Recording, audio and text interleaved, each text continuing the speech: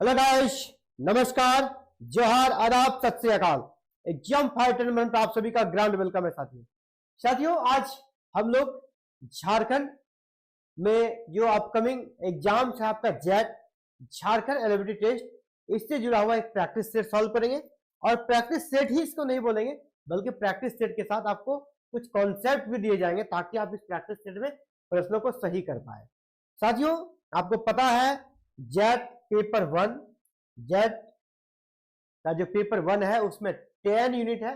और जो सबसे पहला यूनिट है, सबसे पहला यूनिट यानी यूनिट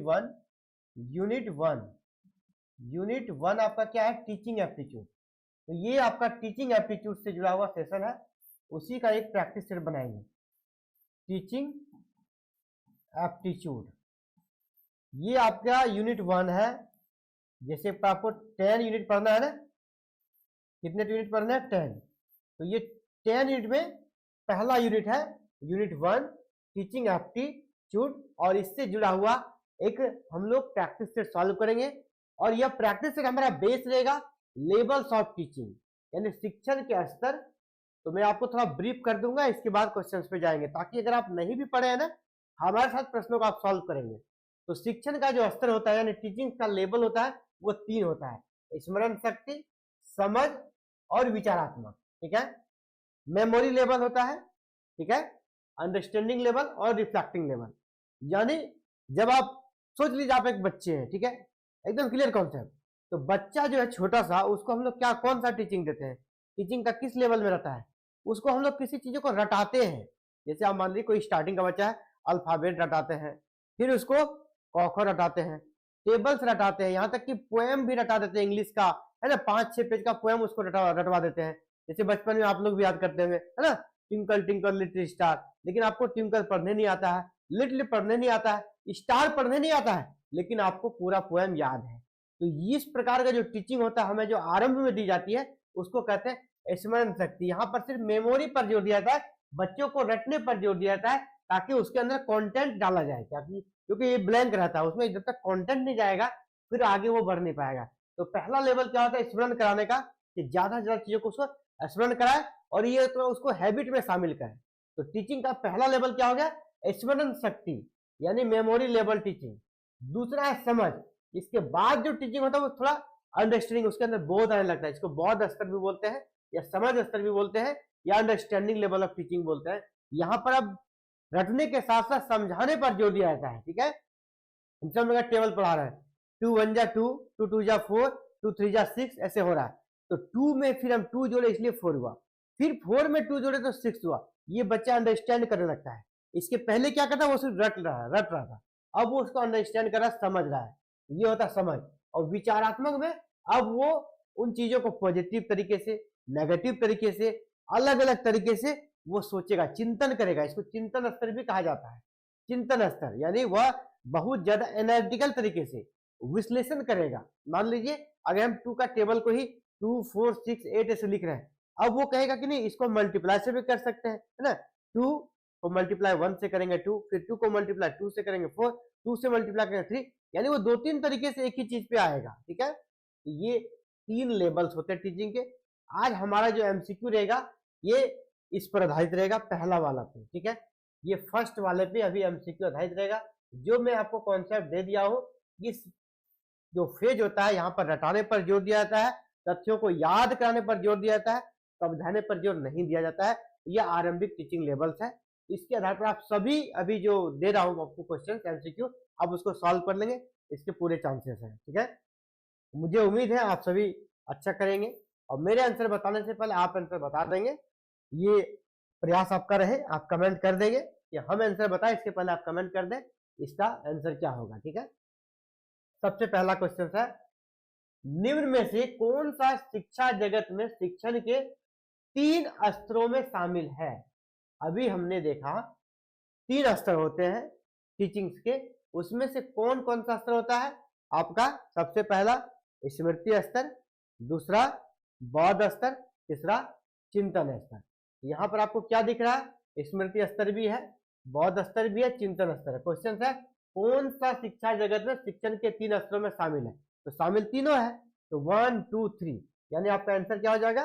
डी हो जाएगा ना, यानी तीनों ही स्तर यहाँ पर शामिल है, आंसर डी होगा। तो क्वेश्चन आपके सामने जब तक रहता है आप उसी बीच में मेरे बोलने से पहले आप आंसर देने का प्रयास करें, क्योंकि जो मैंने बता दिया ना वही बेस, इसीलिए बहुत ही आसान है। अगर आप अच्छे से तैयारी करेंगे तो जेट पेपर 1 का टेंशन आपको नहीं रहेगा।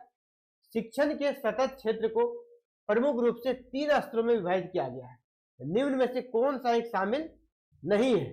शिक्षण के 3 स्तर हमने बताया आपको, इसमें से कौन सा स्तर यहाँ जो ऑप्शन दिया गया है उसमें शामिल नहीं, क्योंकि यहाँ 4 लेवल दिया गया है, इसमें से कोई एक ऐसा है जो कि उसमें शामिल नहीं है।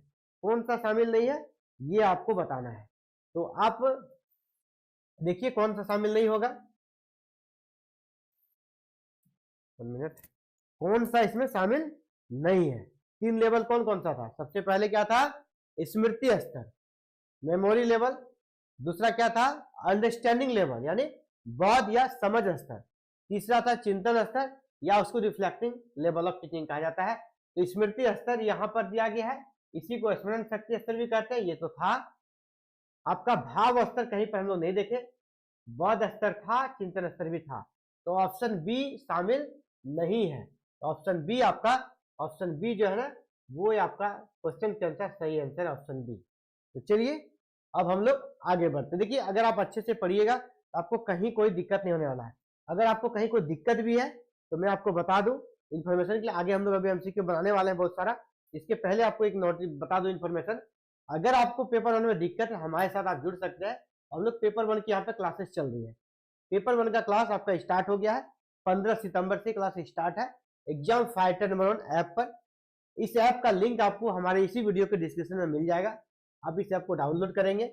इसके बाद यहाँ पर स्टोर सेक्शन में जाइएगा तो आपको हमारा एक कोर्स दिखेगा, ठीक है, झारखंड जेट एग्जाम, झारखंड के सरसों टीम के साथ हमारे साथ तैयारी करें आप।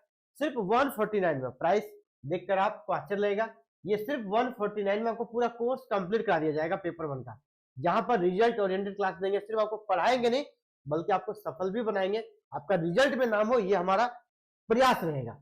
लाइव क्लास भी होगा, अगर आप लाइव नहीं कर पाते हैं ऐप पे रिकॉर्डेड क्लास भी अवेलेबल रहेगा। इसके साथ आपको पूरा कॉन्सेप्ट को क्लियर किया जाएगा और एमसीक्यू भी, प्रैक्टिस सेट, एवरीथिंग आपको अवेलेबल रहेगा। पीडीएफ नोट्स भी आपको एप्लीकेशन पे मिल जाएगा।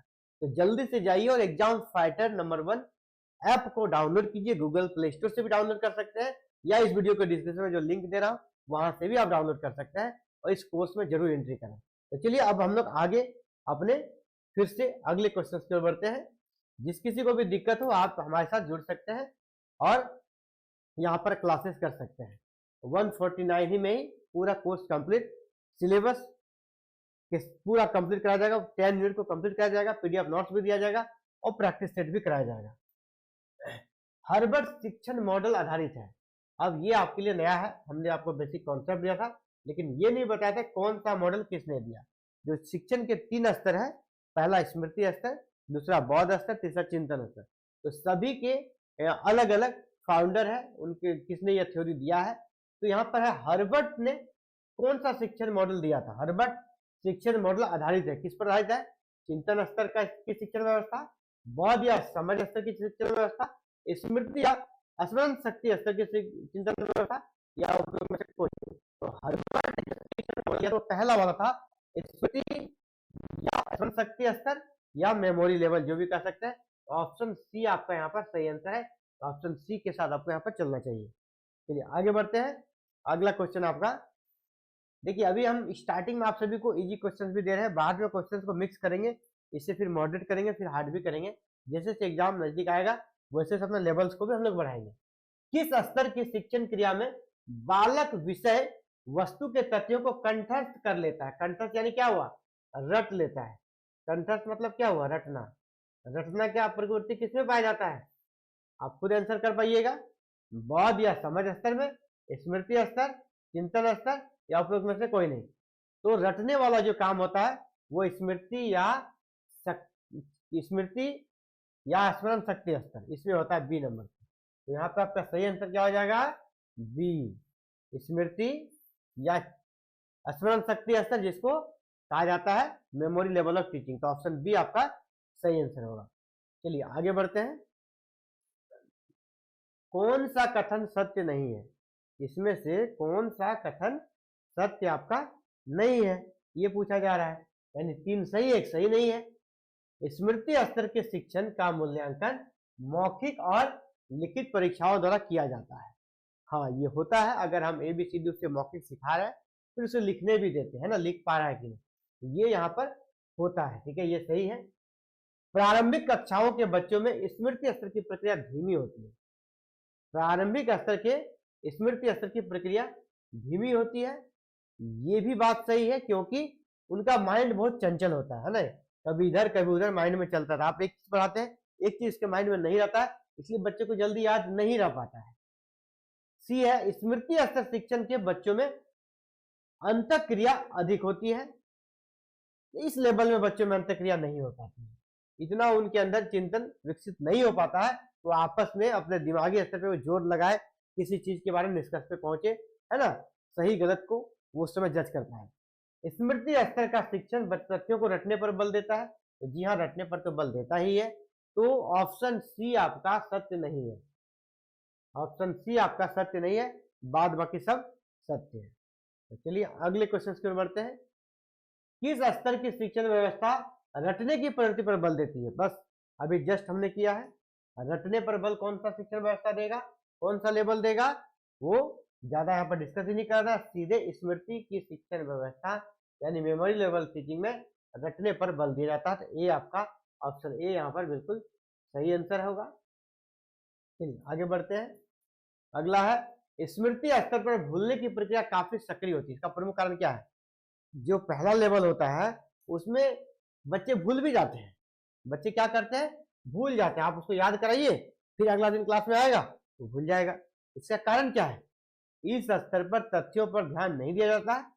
तथ्यों पर ध्यान तो दिया जाता है, इस स्तर पर तथ्यों को अत्यधिक समझना पड़ता है। समझने वाली बात नहीं है। इस स्तर पर तथ्य काफी रटे हुए होते हैं।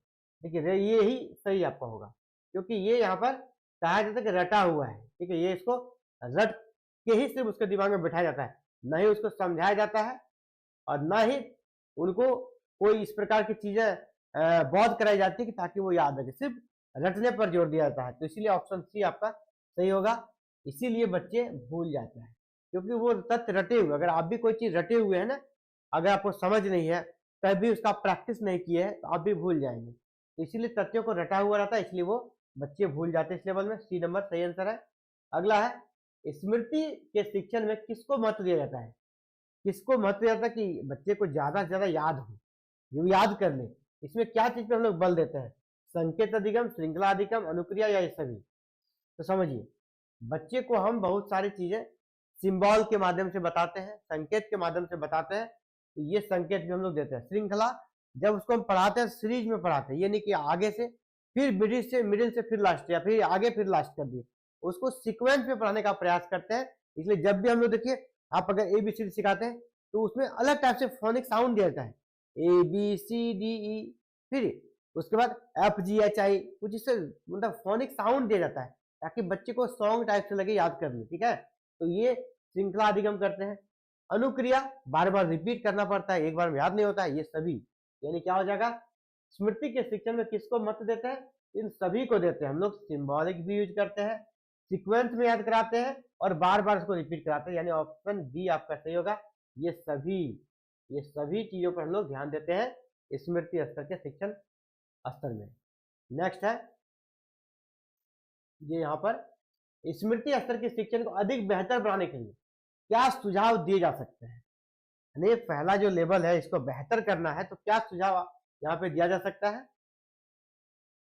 पहला है, पाठ्य वस्तु को क्रमबद्ध तरीके से प्रस्तुत किया जाए। तो क्रमबद्ध हमने अभी देखा, बिल्कुल सीक्वेंस में पढ़ना चाहिए, ये सही है। अभ्यास के लिए ज्यादा समय दिया जाए, अभ्यास के लिए ज्यादा समय दिया जाए, ये भी सही है। थकान के समय शिक्षण नहीं, ये तो ऑलवेज सही होगा, ये तो हर लेवल के लिए सही होगा।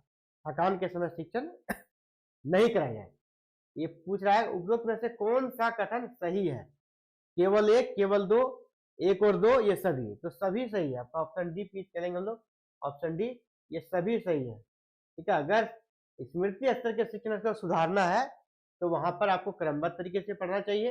अभ्यास के लिए, प्रैक्टिस के लिए बच्चों को समय दिया जाना चाहिए, और थकान जब हो, वो थोड़ा पढ़ने में रुचि ना ले, तो उसे स्पोर्ट वगैरह लगा के थोड़ा आराम भी उसको दे सकते हैं, दूसरे काम में एंगेज करके। तो थकान के समय शिक्षा नहीं किया जाए। तो ये आज का प्रैक्टिस सेट रहेगा। और हम लोग फिर कल एक टीचिंग का जो दूसरा लेवल है आपका बौद्ध स्तर या अंडरस्टैंडिंग लेवल, उससे जुड़ा हुआ एमसीक्यू सॉल्व करेंगे। ऐसे ही एग्जाम फाइटर 1 पे लगातार क्लासेस चल रही है और ऐप पे तो चल ही रही है और यूट्यूब पे भी चलेंगी। ठीक है, यूट्यूब पे भी आपको प्रैक्टिस से सॉल्व कराया जाएगा। आप अगर चाहते हैं कि सारी क्लासेस का लाभ आप भी लें जैसे और बच्चे पढ़ रहे हैं, तो आप फुल कंप्लीट क्लास अगर करना चाहते हैं जहाँ पे आपको थ्योरी भी बताया जाए, एमसीक्यू भी बताया जाए, ठीक है, और इसके साथ ही प्रैक्टिस सेट भी मिल जाए, तो हमारे साथ कर सकते हैं ये क्लास ज्वाइन, जहाँ पर आपको 15 सितंबर से क्लासेस स्टार्ट है और काफी क्लासेस हो चुकी है। हालांकि आपको वीडियो वहां पर अवेलेबल हो जाएगा, आप कॉल करेंगे तो आपको सारी चीजें बता दी जाएगी। कॉलिंग नंबर भी दिया गया है हमारे इसी एप्लीकेशन पे, यहाँ पे नीचे आप जाएंगे आपको कॉलिंग नंबर मिल जाएगा, है ना, यहाँ पे कॉलिंग नंबर है, आप हमको कॉल कर सकते हैं। इसके अलावे भी और भी बहुत सारे पेपर 2 की क्लास चल रही है, इसलिए आपको सारे क्लासेस दिखा रहे हैं। पेपर 2 में जेड के लिए हम लोग पॉलिटिकल साइंस की क्लासेस लॉन्च कर चुके हैं, वहाँ भी बच्चे पढ़ रहे हैं। ज्योग्राफी की क्लासेस चल रही है, सोशोलॉजी की क्लासेस चल रही है, पेपर 2 में हिस्ट्री की क्लास चल रही है। ठीक है, हिस्ट्री की क्लास चल रही है और फिर पेपर 1 तो है ही, यानी 4 अलग अलग विषयों की क्लास पेपर 2 के लिए और पेपर 1 की क्लास चल रही है जेड पर। तो सभी से आग्रह रहेगा, अगर आप क्लासेस ज्वाइन करना चाहते हैं तो यहाँ कंप्लीट पैकेज मिलेगा। तो आपका रिजल्ट ओरिएंटेड क्लास होता है, अगर आप क्लासेस में लाभ लेना चाहते हैं तो आप जल्द से हमारे साथ जुड़े और क्लासेस का फायदा उठाएं। इसके लिए आपको हमारा एप्लीकेशन सबसे पहले डाउनलोड करना चाहिए, जिसका लिंक इस वीडियो के नीचे हमने डाल दिया है, वहां से आप पहले एप्लीकेशन डाउनलोड करें।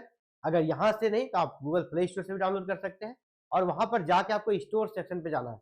जब आप ऐप को डाउनलोड करेंगे आपको एक स्टोर का आइकॉन मिलेगा, उस स्टोर आइकॉन पे जाइएगा, STORE, यहाँ पे जब आप क्लिक कीजिएगा आपको सारे कोर्सेज दिख जाएंगे, अलग अलग एग्जाम्स के कोर्सेज चल रहे हैं, आपको जिस भी कोर्सेज में एंट्री लेना है आप ले सकते हैं। तो चलिए, आप सभी का बहुत बहुत आभार एग्जाम फाइटर से जुड़ने के लिए। जय हिंद, जय भारत, जय झारखंड।